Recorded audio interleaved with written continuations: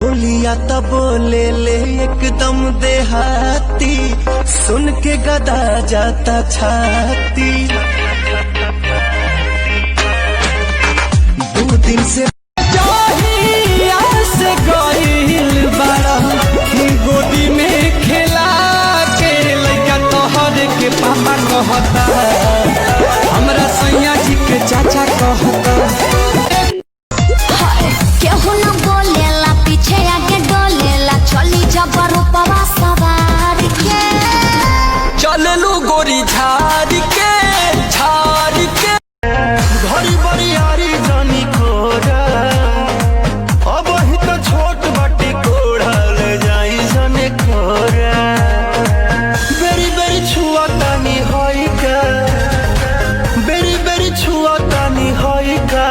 हे राजा तू तो जवान हम लइका, हे राजा तू तो जवान हम लइका। ऐसे कैसे हम त पियबा के अपना घर जाई, खराब हमरा के जई हो भुलाई। ए प्यास रिलीज करे के बा खाली ठंडा ठंडा, तो हम देखब तोरा दुआरा पे कौन साला बारात लेके आ। बोले बाडू भाई न हो, ऐसे मारा जनी हमारा पलाई न हो, हम होई दोसरा के मलिकाई। कि छोरा छोरी पटाते हैं रे, छोरा छोरी पटाते हैं, कि छोरा छोरी पटाते हैं रे, छोरा छोरी पटाते हैं। ओठ के लाली होई कान के बाल सैया के किनल का हमरे निशानी दिहल का जान तोर लइका पहिल का। हमरे निशानी दिहल का जान तोर लइका पहिल का। ऐसे कोरा में दबन पियऊ होश छूट जाई, बेरी बेरी जे धरब कलैया चूड़िया टूट जाई। तो काहे छेड़ला तू चल तो डहरिया में।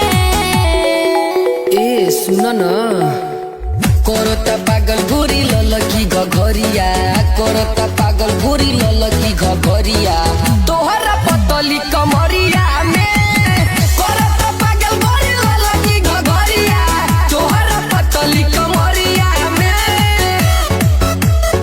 जवानी काचे अभी हो न जानो जानो, देख डरे लगी हो।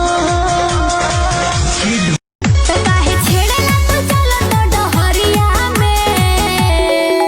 ए सुन न, करता पागल गोरी ललकी घघरिया, करता पागल गोरी ललकी घघरिया, तोहरा पतली कमरिया में।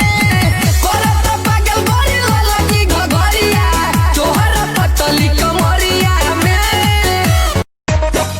सॉरी सॉरी पता न कुछ चल रहा है का सॉरी सॉरी पता न कुछ चल रहा है, आजकल लइकन का नंबर बदल